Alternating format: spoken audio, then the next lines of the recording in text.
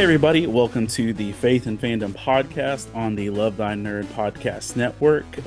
I'm Hector Mirai of Faith and Fandom, and today I'm joined by Deborah Ulmer of Colors of Fandom and Dee's Kitchen Sweet Treats Vegan Eats.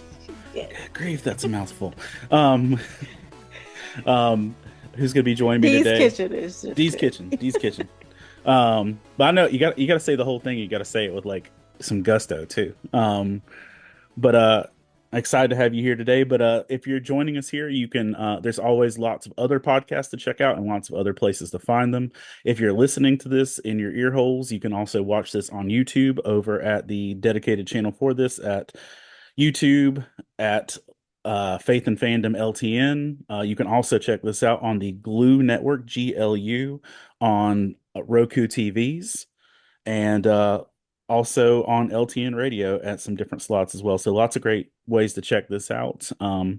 But Dee, thank you for taking the time to be here with me and for putting up with me annoying you, trying to track you down for this, for my bad scheduling and all the things with that. So thank you for taking the time. You're welcome. Thank you for asking too. And yeah, trying to figure out our schedules. I think the last time we even podcasted was you trying to convince me that Thor 3 wasn't bad. Uh, Ragnarok is yeah, the best. Oh my gosh, we're not gonna get on that soapbox. So I can't but believe I remember like I think we were either at Fayetteville or Raleigh, and I think it was SuperCon, or maybe I can't remember, but it was one Mhm. of those shows, and I just pulled out a microphone and recorded you, and as we talked about, that uh it's become a, how like sometimes you use the same passwords for everything. Mhm. I'm not going to say what it is because somebody might be smart enough on here to actually go with it.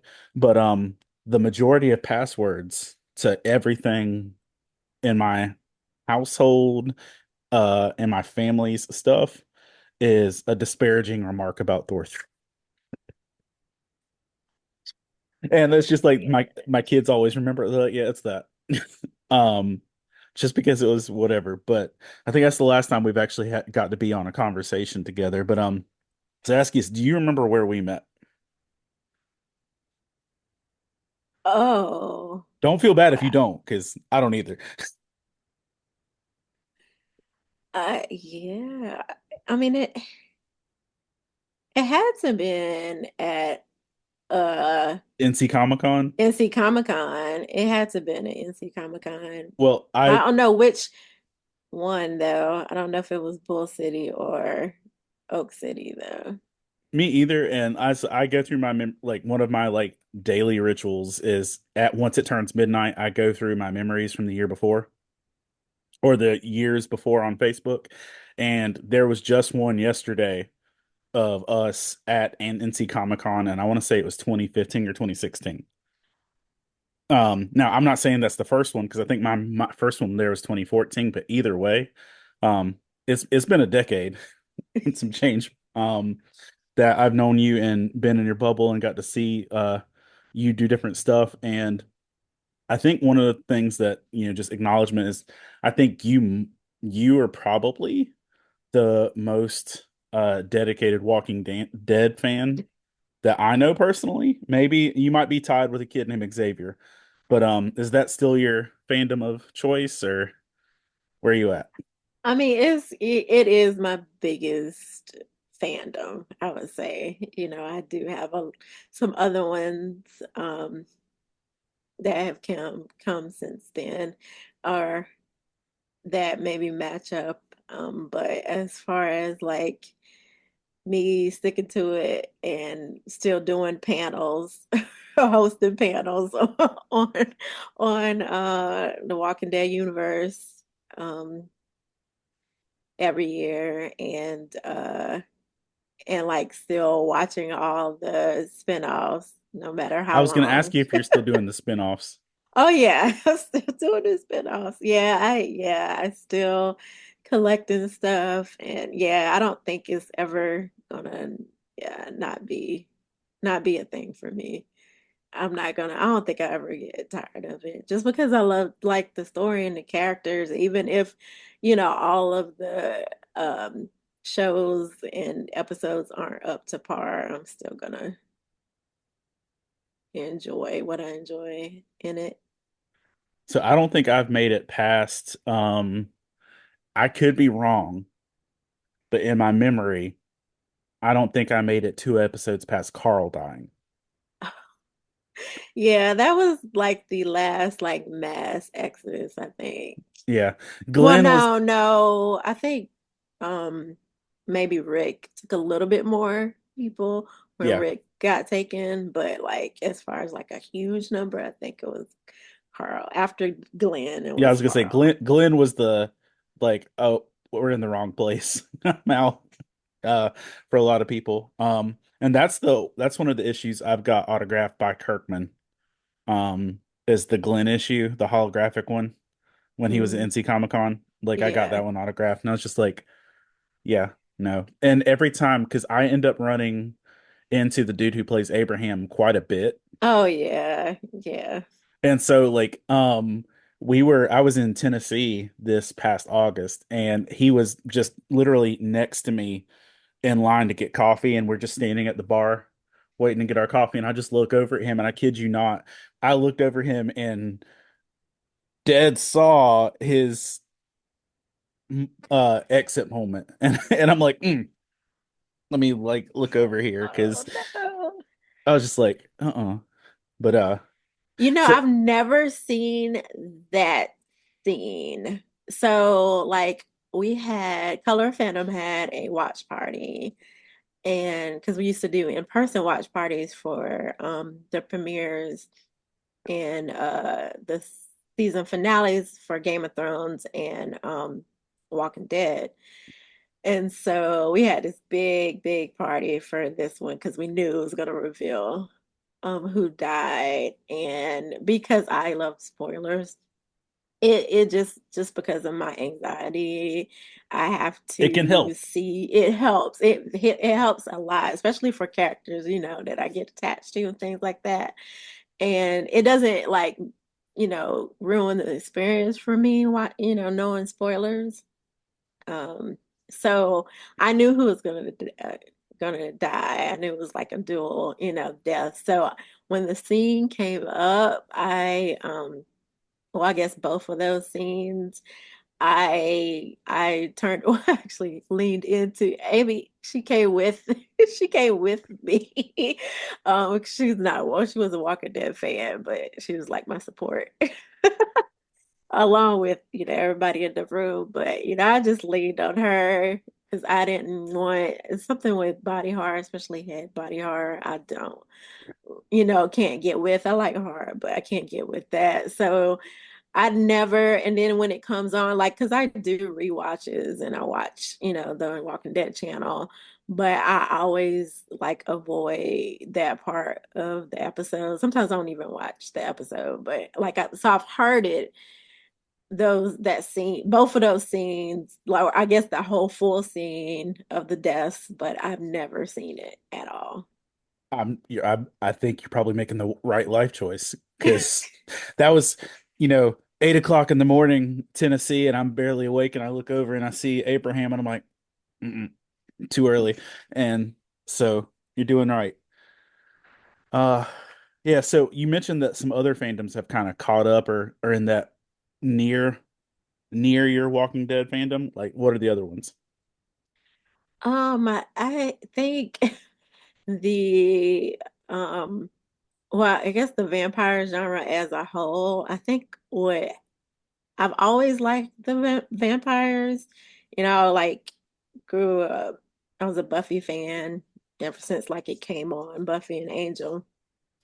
And like I collect everything. But like I think when I started organizing, I had a big mass room organization earlier this year, and I realized that I have a lot of vampire related things. Um, and including like um the Anne Rice universe and with it coming on, Are with you them enjoying adapting the it.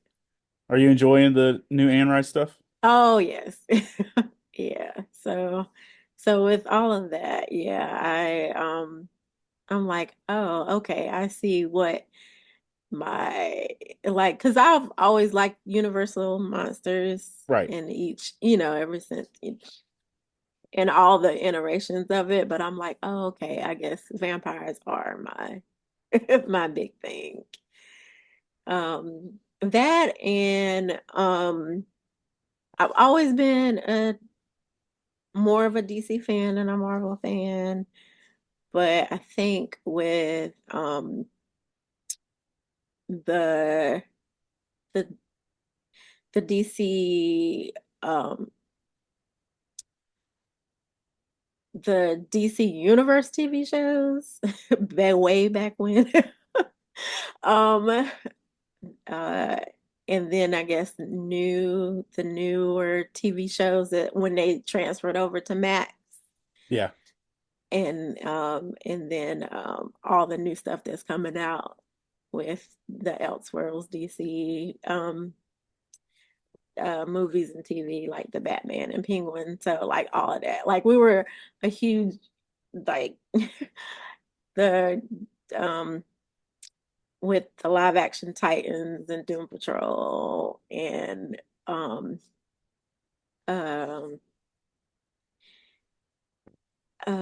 Harley Quinn and the spinoffs and Harley stuff. Quinn So has gone way further than I thought it was going to.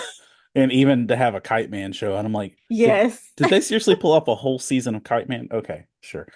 Yeah, yeah, And yeah. I've if I can turn my laptop without breaking anything. Maybe nope, no, I can't. Um, Too many wires. But hold on, let me see if I can do this. That's my Red Hood Oh, helmet Red that I've got, Hood. and it's autographed by Curran from All right, from Titans. Titans. Oh. And that's the thing too. Like I thought that Alan Richardson, Hmm. and dude, his Hawk storyline in Titans, and I don't mean this is in an ugly way, it was way too good for Titans. Like to put that next to everything else, that Hawk's backstory was fire. And he did so good with that, and which I was excited to see him kind of like blow up since then. Oh yeah. Hmm. Because, good for him. But, I hated seeing him go, but that was really good. I also didn't know until a lot later that he runs a whole ministry YouTube channel. Um, Oh wow. um, yeah, Alan Richardson has a whole YouTube channel of just devotionals that he does. Um, and somebody in one of my friends named Tristan in Australia pointed out, he's like, you know about his YouTube, right? And I'm like, no. And I'm like, crap, I met this dude at GalaxyCon and I didn't like talk to him about Jesus. He has a whole YouTube channel. Crap.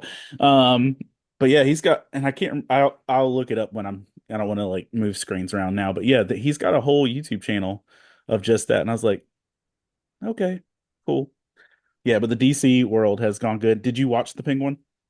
Oh yes. We just yes. Girl, it was so good. That oh my gosh. So Uh, good. and like, but like every episode, I have a small group that was watching it too, and every episode, I'm just like, give her all the awards, give her all the awards, because she just killed it. Kristen Milotti, and then Yeah. Colin Farrell was impressive out the gate from the movie, so I mean, it's just like Hmm. no surprise. But he even took it to another level with this one. But no, it's just like I really hope they clean some serious house just come award season. But one thing that I found funny because like I was when I started watching The Penguin, it just I kept making Sopranos references to it. So during the time since The Penguin premiered, I've rewatched the entirety of The Sopranos, Oh wow. and I did not know that Sophia Falcone is in The Sopranos. Oh. 20 years ago, when she was playing a teenage girl, she's in Sopranos. She's the daughter of a warring mob family 20 years. So she literally plays an evil mob boss's daughter in The Sopranos. And I'm like, okay, typecast. Wow. You know, yeah, all I remember her from is being the mother in How I Met Your Mother. Oh, is she the mother in How I Met Your Mother? Yeah, she was in that last season and she's Okay. the I didn't even recognize that, but the one thing I do remember her from is the second season of Fargo. Okay. I Um, haven't seen Fargo. Fargo is kind of dope. It's kind of depressing and kind of hard depending on what season you go into. But each one's an anthology, but they all connect. Um, but she plays a mom with cancer in the first one or in the second season, and but she kind of killed it with that. But it's like the makeup and the everything else was kind of like drowning out what she was doing. But I'm telling you, the yellow dress and the gas mask, I want that Funko Pop. Like that's what I want. That I want that to become a thing, and it's literally had me to the point I want to go out into the depths of my comic book collection and pull out the Dark Victory. Um, because I haven't read Dark Victory in maybe a decade, but Dark Victory is the Long Halloween sequel where Sophia is the Hangman, Mm. and I'm like, let me go get some more of this. Just jam it in there. Um, so all nerdy talk aside, we've known each other for about the last decade and some change, and we've crossed a lot of paths in the con world. And one of the organizations that you have always kind of been since I've known you, kind of a flag bearer for is Colors of Fandom. And that's colors with a U in there somewhere, right? Is there No. a no? It's just straight colors. No. Okay, No, it's color. color. Okay, No S. okay, no S. In my mind, at some point, I thought there was an OU in there, but it's just color. Okay, cool, cool, cool, cool. Yeah. All right. So tell us about what Color Fandom is. Um, so Colored Fandom, we exist as a group of a community of geeks that started off as just a our two founders were going to meetup.com meetups in the area and didn't have a lot of people who looked like them or they could relate to. So then we evolved to being a safe space, inclusive space for marginalized groups who love every all things geekdom. And we've moved on to from just a meetup group where we uh, we also have all the everything on all the socials, and we also are represented at cons where we host panels on all different things, diversity and all the different fandoms we like. And this year we started doing a partnership with the Durham County Library where we were doing events there also. And during the pandemic, we found out, we couldn't meet online, in person. So we made a Discord channel. So, and which led us to start our own virtual con. We do a two-day virtual con every year through our Discord channel. So that's the gist of Color Fandom. There's nothing that makes me feel old as much as trying to navigate Discord because I feel like I'm cool. I'm with it. I'm one of the cool kids. And then like I look at Discord and I just see like I'm like I don't know what to do here. And I'm not even in that many groups, but like I'll like even for this podcast, like they'll send me messages in Discord and I was like I don't know where to find them. There's too many buttons and I see all these people like and I made a Discord, but and I updated it for about a month and I'm like nope. and it's just kind of floating in the ether. So the fact that you're maintaining Discord is honestly a big deal because I know it's a lot of people's comfort zone of where they go Hmm. to. And Yeah. and as my 14-year-old points out very often, she's like, I don't go to Facebook. I'm not old. And I'm like, word. Okay, cool.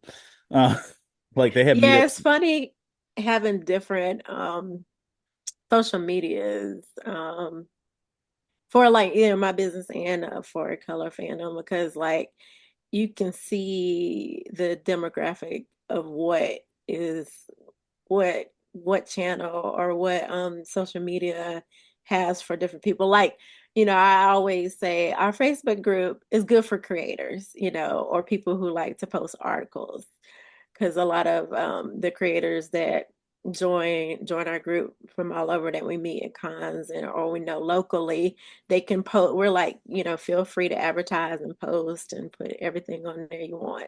So we're like, okay, that's good for Facebook. And then for Instagram, it's like all the everybody who all the young or I guess younger people who join our group that are always on Instagram, but we don't have a social media manager, so most of our Instagram is just for lives and when we're at events and cons. And then for Discord, yeah, everybody who wants to just be online and do everything virtually. What it's like my friend Billy, who's in the Burlington area, he um has a group that just gets up on Saturday mornings and they all get on Discord audio and play different video games and just talk to each other while they're playing games. Like no co-op or anything, just like this is the time we're gonna play games and chit chat. I'm like, I don't got that kind of organization to be able to pull that off. So what would you say has been some of your biggest highlights from Color of Fandom? Um, uh, Probably, I guess like our group, being recognized, especially with NC Comic Con. Um, we're known to put on pretty good panels, and it just feels good to be like a go-to, group. You've been a staple for the Ultimate Comics brand of shows for a minute. Like, yeah, like you said, you really are a go-to for it, and one of those I'd be surprised if you don't have something. So, And then of recently, as I mentioned before, we got our partnership with Durham County Library, and we've done three panels or events so far with them, and and we're looking forward to a continued partnership with them and being the events being bigger and bigger. Um, so outside, I mean, we're still in the con geek world, but it's more we're expanding more to the outside community with doing it at the library. yeah, because I mean, as many geeks as show up at cons, there's still a lot more that aren't. And, having a good space for them to connect is a big deal. Um, Now, outside of working with Color Fandom, you also have a uh, kitchen. You have a cooking business. Tell us about that. How did that get started? So Dee's Kitchen is about 15 years old. Wow. I started the concept when I was in the 12th grade when I realized I wanted to go to school for baking. It kind of won out from just being a regular chef because I like to cook too, but baking went out, It's I like to, create things and then make people happy and So it's always nice to see somebody, enjoy a sweet. So, um, and then when I got out of school, I got professionally formed Dee's Kitchen, and it was just a regular, just conventional bakery. Um, where I did a lot of cakes, and then I had treats to sell at like farmers markets and stuff. In uh 2015 maybe, when I went to a program where I became uh plant-based vegan, and so I converted my whole bakery over to vegan, and entered into that world and started to do more festivals, and I still do smaller markets and pop-ups and things like that. Um, and that gave me the opportunity to start doing wholesale at small businesses, like small coffee shops and mom and pop restaurants and things like that. So that's what I do now. So what led you to become a vegan? And then have you seen like, has it affected your business negatively or positively doing vegan stuff?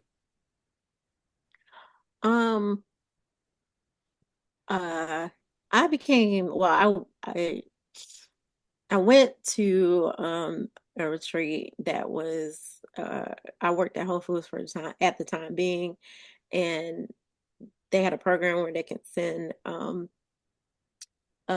when you apply, they can send people to a plant-based retreat. It was a week-long retreat, and I did it for health at first. And so after the week-long retreat, I was so sold, I started feeling better. I have, allergies and stuff like that. And so, everything, I started feeling better, and I was like, okay, this is what I want to do. Um, and I think because I immediately started like researching and like forming local groups and things like that, with people, with vegans, and gradually able to turn my business over to vegan. So I was already in the space when I completely switched over. So it might have been a little bit easier for me to then just into like jumping into the space. I did lose, like I had some regular customer base, um, that I lost some of that, but then I gained a whole lot more with the vegan community growing, especially like in the triangle. Oh yeah. Yeah, I mean, there's still like places or things I go, like, regular, just some markets in different places. But when I have either when my friends, are there and advertising for me, or, people, like I can get customers that don't traditionally eat vegan, but if they try my stuff at a market and they really like it, they come back. I also through this hone into being a allergen friendly bakery, because with being vegan, and then I got a lot of people who have different types of allergies, but they're not exactly vegan. Um, and so, and then I have people in my family that have a lot of allergies. So in the last few years, I've really tried to advertise myself as, an allergy friendly bakery that everybody can get at least one item from. So that's really, really helped out too. How was being a small business during the pandemic for you? It was it was tough, because I was uh I had to pivot twice because I was doing my business and working full time, but I had planned in that January of 2020 or I guess December before out to reduce my hours so I could put more into my business so I could eventually go full time. Well, we found out that the facility I worked in was closing, which was before the pandemic happened. And so then I was like, oh, okay, I'm gonna have to be pushed into full time before before I was ready to. And I planned all this stuff to do and all these plans I had. Then the pandemic happened 3 months later. And so I had to figure out because at that time I did have I think 3 locations that was selling my product. And so like um nobody was open and I had to figure out how how to stay afloat. So then that's when I started doing more like weekend markets and weekday markets and things like that. So yeah, I didn't and then I didn't get to where I wanted to be um at the time. Like I wanted to be set and everything like that. But yeah, it happened kind of, it's a little rough. Yeah, that was definitely a curveball in a lot of ways for people, but like especially as a small business, I knew that that had to hit you especially hard. Um, but you're doing well now. Yeah, I'm doing good. I mean, you know how the food industry gets, when people are buying, they want to buy food, but when people are trying to save, food is especially food items are a little lower on the list. So, Do you ever set up at cons? um no, I don't. Just because uh well, like I guess the bigger cons that I go to or whatever, I don't like have I just have a stand right now, so I don't have like a truck or anything like that. Plus, I don't make like items that are like specific, like people have like cookies that are um, decorated and things like that. So I'm just like I saying, would probably set up like as a food vendor at a smaller, kind, but like I don't even yeah, that's just usually anything that's not concession food is pretty welcomed at shows after a while. So, um, but I've yet to actually get something from you when you're set up. So that's like on my goal of things is to get something from a booth you're at some point in time. So it's on my list. Um, well, one of the things that kind of prompted us getting for this conversation is one of the things that you were doing for NC Comic Con this year was Amy's TARDIS, and I'll let you tell what you want to say with this, but for the longest I've known you, the longest time you were you were it wasn't just you, it was you and Amy. And you had one of those friendships that like I literally think when people would see you guys, you're like, that's goals. Like, I wish I had friends like that. And that you guys were always kind of like I felt like it was well, I ran into you in Atlanta at Dragon Con, and it wasn't weird seeing you in Atlanta. It was like just weird seeing you without Amy. I was like, this doesn't surprise me to see you 5 hours away. It's just like, why are you here alone? Um, but for the longest time, it was you and Amy, as just like you said, she was kind of a support system for you. She was a good friend, and looking back through my con photos, there's probably a dozen or so photos of the three of us just selfieing or whatever else it shows.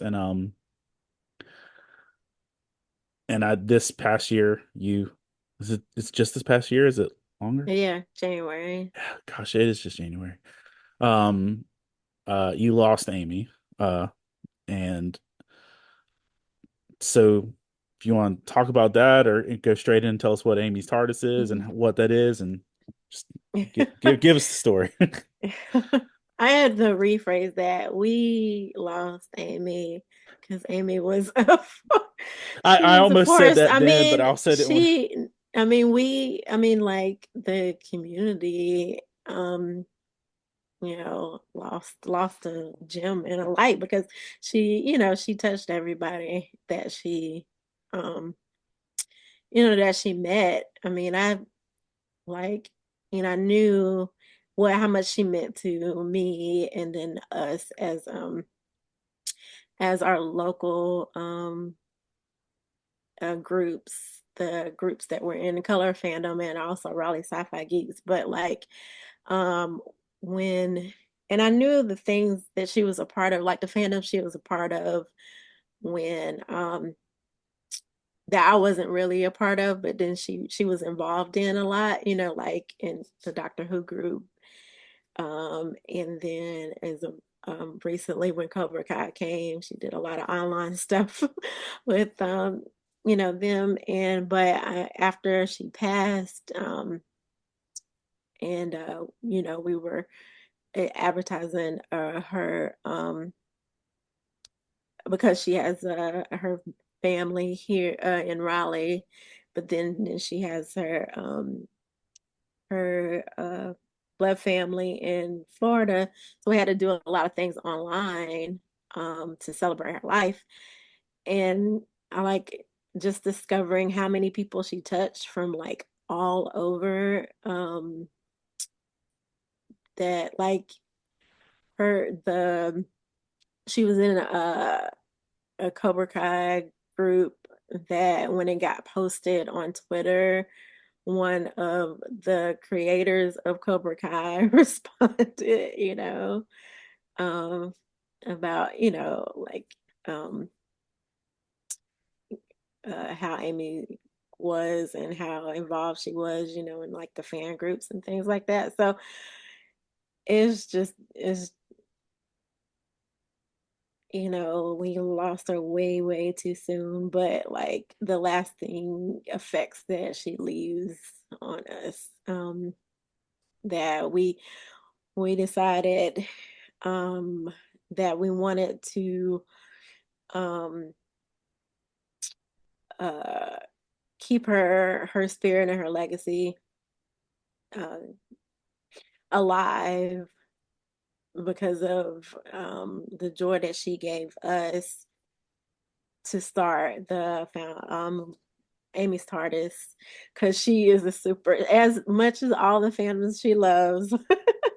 um Doctor Who and Star Wars and DC and Marvel, that she's a huge Doctor Who fan. So uh and we found she had a commission of her um as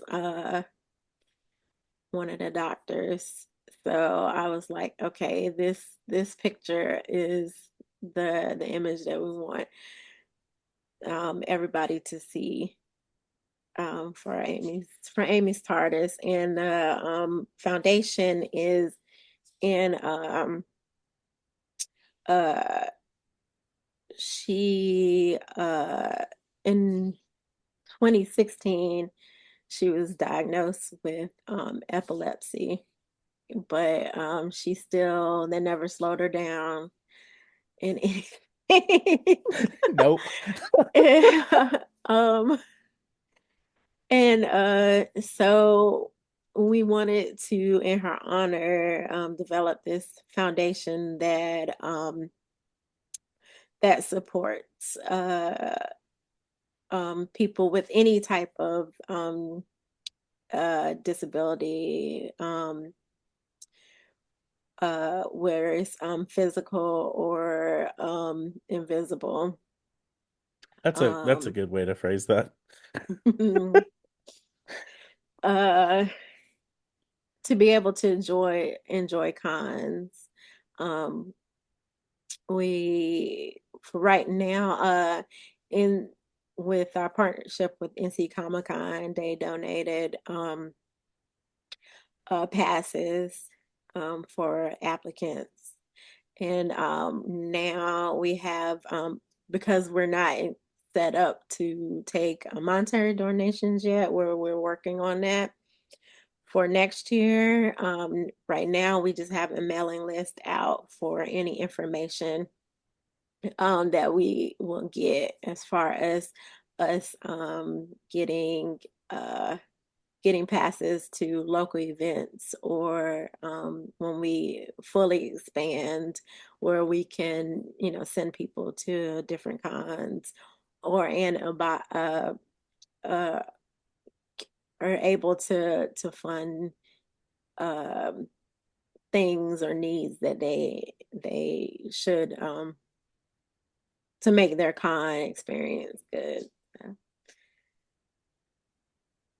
Now, were there folks that got the benefit from it at this past NC Comic Con? we well, unfortunately, we had uh we were able to, but they had scheduling conflict, so it That's didn't. life. Yeah, yeah. And then we didn't get to, just because of, life, and just to advertise as much as we could on both ends. So we weren't able to get, the word out as much as we needed to.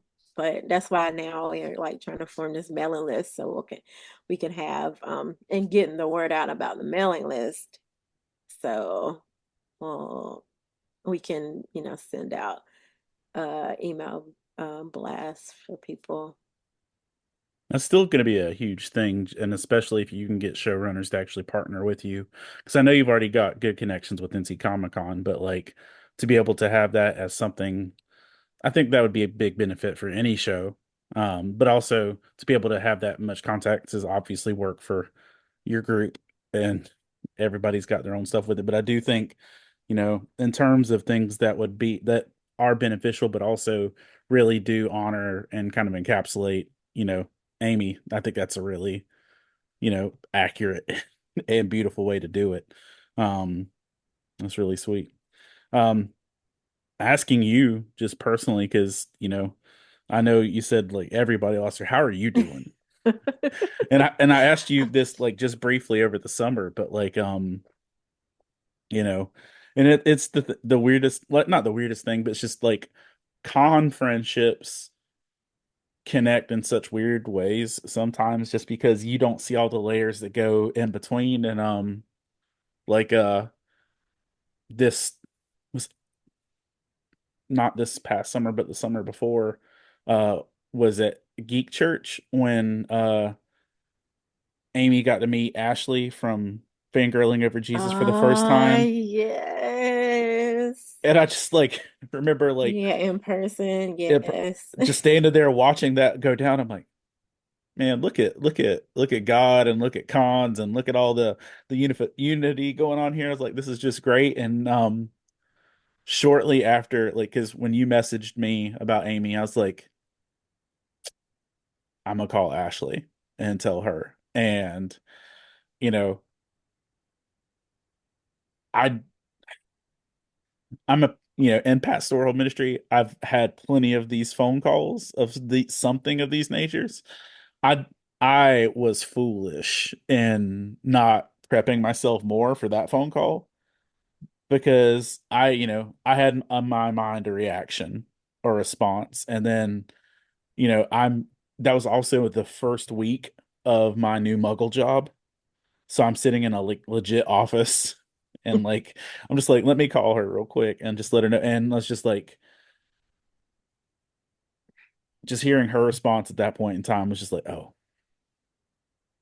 you never really are prepared for how much people are impacted and how much people's loss impacts you. Um and I know that just even in that moment, just hearing one other person's thing, but like for you, what's been your process? What have how have you gone through everything? Well, I guess I would preface to say that um, Amy was the third close loss that I had 3 years in a row in January. So I was I'm sorry. already in a grieving, a state of grief. My sister-in-law passed 3 years ago. One of my other close best friends that I had known for like 18 years passed away 2 years ago in January. And then, so I was already apprehensive about January, and both of those passings were unexpected. Um, so with so I was already in grief therapy for a year. Um, and then this unexpected tragedy happened. I was sitting right here when I realized what happened. Um, Getting or figuring out because Amy had just moved in with me a month prior. Uh, and we just wanted to um after her losing her father 6 months prior, uh I just invited her to come, share the house that I have with my other housemate, so we can all, share in everything, life and expenses, and just to start our little community or our we always talked about a golden girls home. um so Uh, so yeah, when it happened, my uh I guess the core of my other color fandom admins, uh, they all came over the next day, and helped me through the day, because I still had to work. I own my own business, so I don't have like downtime. Yeah. I couldn't I was in a state of shock. Um, but they helped me through it. Because I had to I was kind of numb a lot at the time just because I was already in grief. So it was like I was just doing motions, and I had to keep everything going, with my business and the group and my family life and things like that. So I am so thankful that I was already in counseling, um, because I was able to talk to my counselor every week about um, Amy's loss. And then the fact that she um we shared space, like I always felt that her presence is, is here with me. So um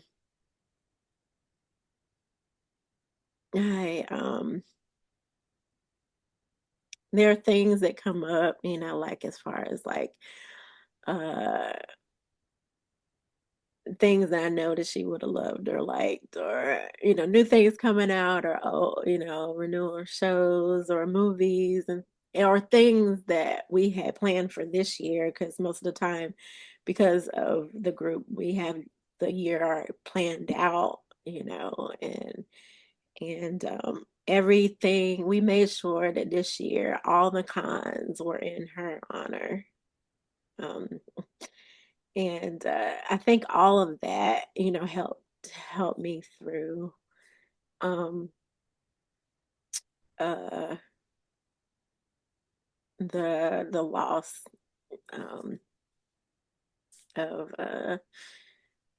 of my, I guess, yeah, my best friend for 9 years, I think.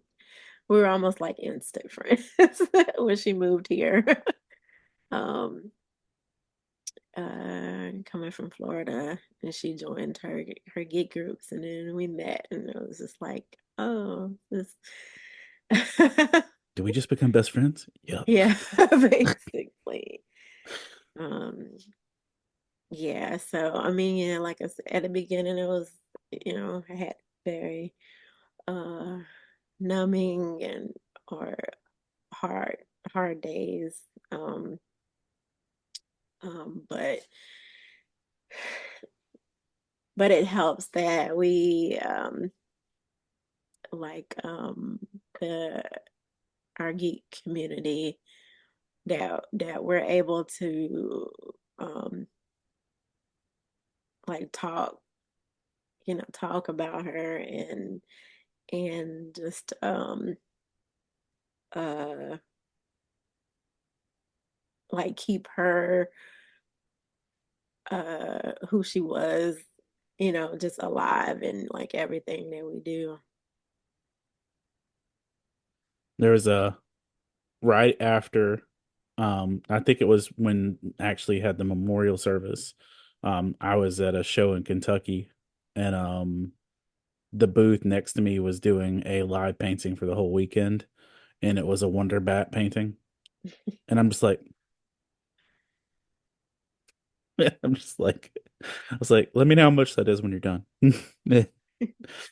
But what, yeah, man, yeah, obviously you're still within the first year of this whole thing, but what do you have any advice or encouragement for people that lose close ones? Because I mean, not that it's something to be callousy, but I think we're all kind of used to losing our older family. We're used to losing older family members and stuff, not people who are, right beside us. And that, so do you have any advice or wisdom on the other side of this to share with people? And if you don't, it's okay. I mean, um, I think you first of all have to have a support. If you don't have a huge support system, at least like somebody that you can go and talk to, um that that knows you personally, and a professional in any capacity, that you trust. Um, 'Cause like I said before, I don't know how I could have got through these last couple of years without my counselor. And then my group of friends, um, and family, and then uh, and of course I leaned leaned a lot into my faith, um, um, and um, and knowing or feeling like, because like, I believe how people go on, but like I do believe that people have, their spirit is there to help you. And so like I still, uh even though I miss her, I still know I can talk to her. you know and then where I know where she is, and then so I just, I think with all of those things, and to like find whatever comforts you, outside of people too. I go to like music, and all my fandom shows or comfort, or some people might have comfort in like comic books or games. So just, make sure you have time to, do that self-care in whatever is your comfort.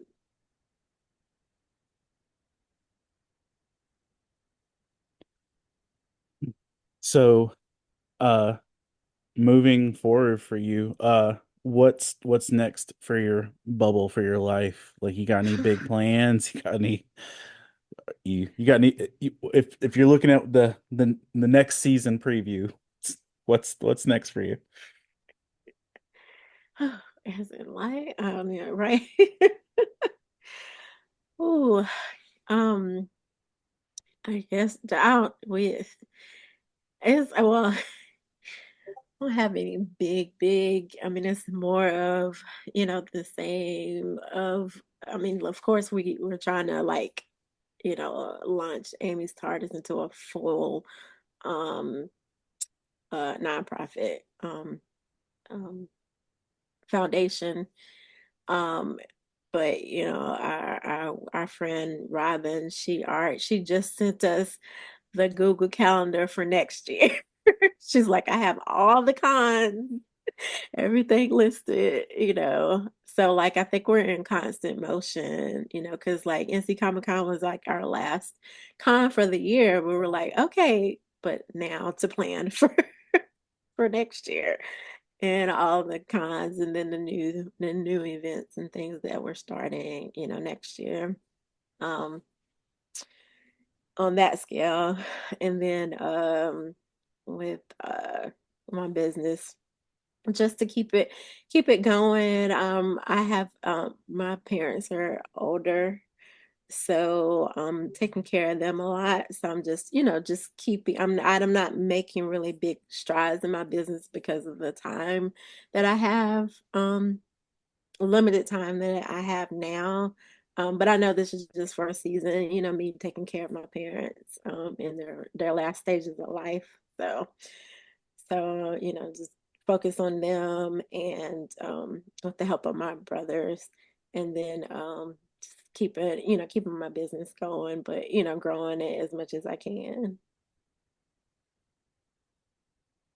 If you could recommend one episode of anything, one specific episode, period, for one person to watch, what would it be? And I can't do one. Ones are mine. It's like people are like, "Are you favorites?" I'm like, I don't have favorites because I can't like. Yeah, I don't have one. Oh, it's hard for me to choose favorites because I like everything.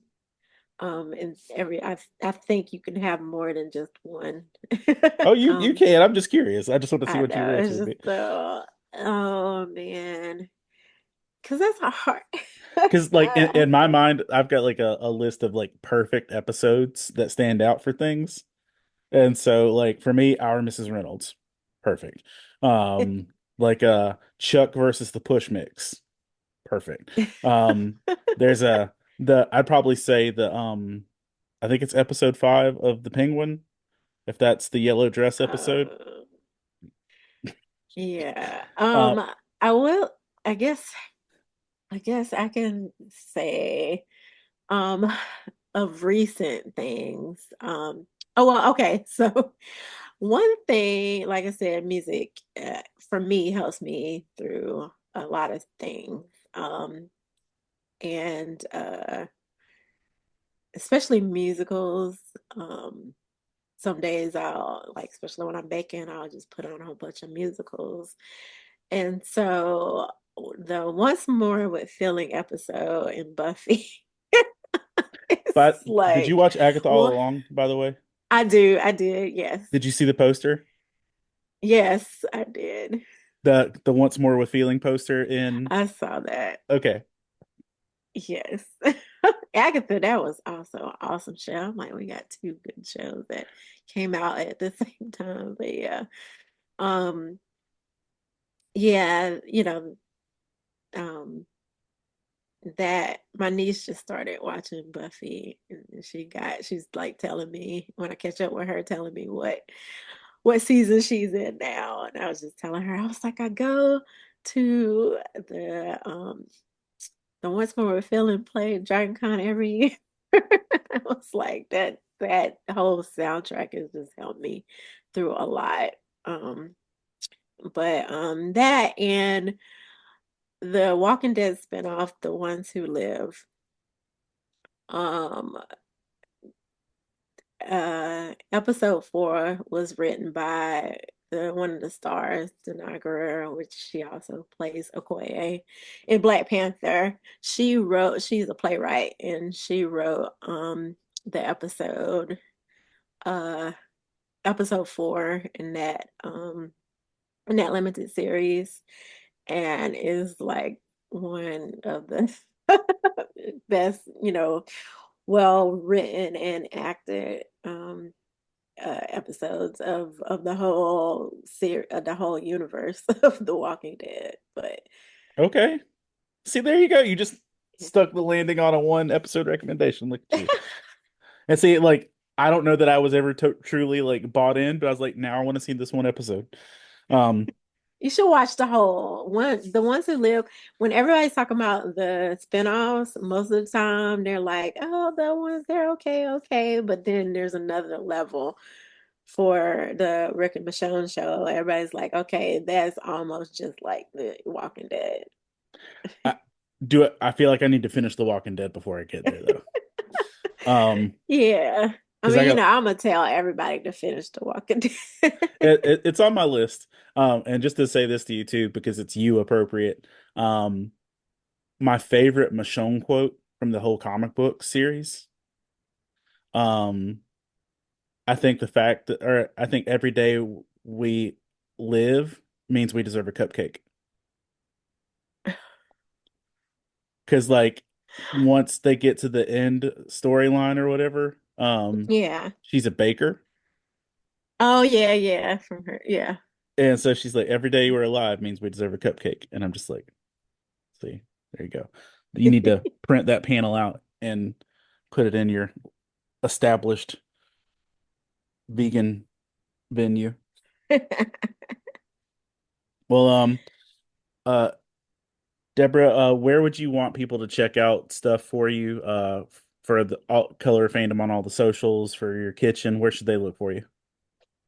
Well, we do have um a link tree And for color. we'll drop that in there. Yeah. Yeah, the link tree for color fandom, because it got to be a lot to for all of the socials that we have. So it's like easier to put, especially when we started Amy's TARDIS too. So just to put all the links on one thing, and then you can decide which one you want to go to for what you use. And then for Dee's Kitchen, my most of the things I post on Instagram, but then it goes to my Facebook page, but it's all the same tag, and it's I'm trying to forget because it's DK Sweet Eat. So it's like at DK Sweet Eats. Um and then I post everything where I am, or who sells my product, and all of it. Sweet. Well, it was good to talk to you for the like this is the longest conversation we've had in a minute. Um, it's good to talk to you and thank you for sharing your story and thank you for sharing just your heart with things. And I hope it's been encouragement to those who are listening and watching and you as well. And I hope that I'm gonna get to see you sometime soon in the near future. Yes. My daughter's in Durham for school, so I'm like trying to like get there back and forth a little bit more now. So um but everybody, thank you for taking time to listen and watch and make sure you check the link or the stuff alongside to be able to see Dee's information. And remember, you can find this and other podcasts over on the Love Thy Nerd Network, Glue on Roku, and find us on YouTube as well.